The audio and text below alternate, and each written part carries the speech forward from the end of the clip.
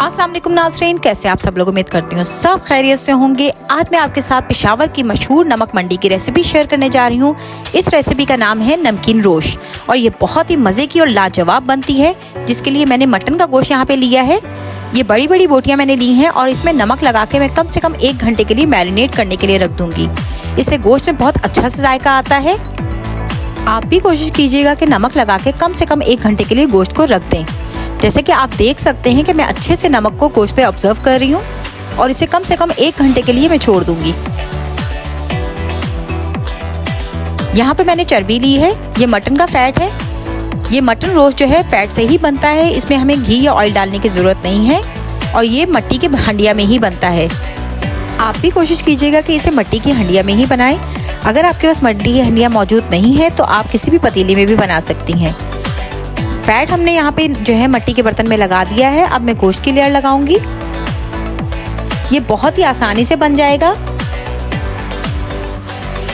इसमें बहुत ज़्यादा मसाले नहीं डलते। अब मैं दोबारा से जो है फैट्स इसमें डालूंगी, जो चर्बी मैंने रखी थी उसकी लेयर लगा दूंगी और ये इसी से ही बहुत ज़्यादा अच्छा जायका बनेगा। यहाँ पे मैंने लिए हैं टमाटर, हरी मिर्चें और प्याज। इन्हें भी हम साबुत ही हंडिया में शामिल कर लेंगे, इन्हें काटने की ज़रूरत नहीं है।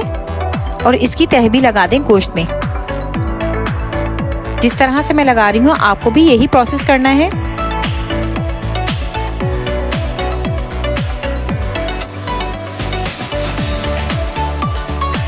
अब मैं इसमें शामिल करूँगी 2 अदद आलू।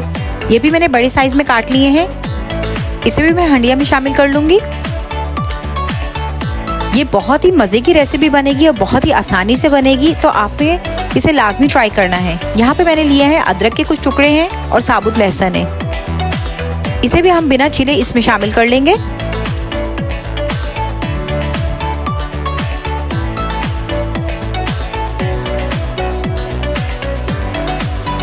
ये बहुत ही सिंपल और इजी रेसिपी है, जिसमें बहुत ही कम मसाले इस्तेमाल होते हैं और ये बहुत ही मज़ेदार बनती है। तो अब मैं इसमें शामिल करूंगी काली मिर्च, ये 1 टीस्पून है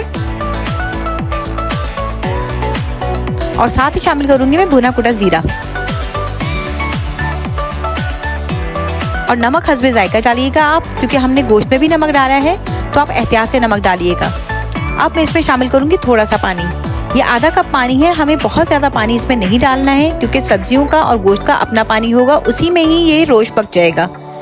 अब मैं इसे आटे से कवर करके दम की आंच पे कम से कम 1.5 से 2 घंटे के लिए पकने के लिए छोड़ दूंगी, क्योंकि ये रेसिपी हमारी बिल्कुल धीमी आंच पे ही पकती है, बहुत ज़्यादा आंच नहीं रखते हैं इसमें। इसे मैंने अच्छे से कवर कर दिया है, जैसे आप देख सकते हैं ये एयर टाइट हो गया है। अब इसे कम से कम 1.5 से 2 घंटे के लिए मैं हल्की आंच पे दम पे रख दूंगी।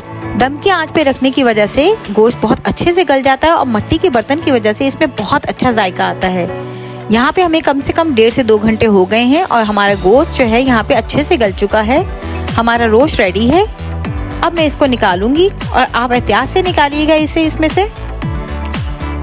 जैसे कि आप देख सकते हैं कि हमारा रोस्ट किस कदर मज़ेदार लग रहा है और किस कदर जूसी है और ये चिकनाई की वजह से इसमें अपना ही ऑयल छोड़ दिया है। हमें कोई भी ऑयल या घी डालने की ज़रूरत नहीं है इसमें और ये बहुत ही मज़े का बना है। कम मसालों में बहुत ही जायकेदार रोस्ट बना है हमारा।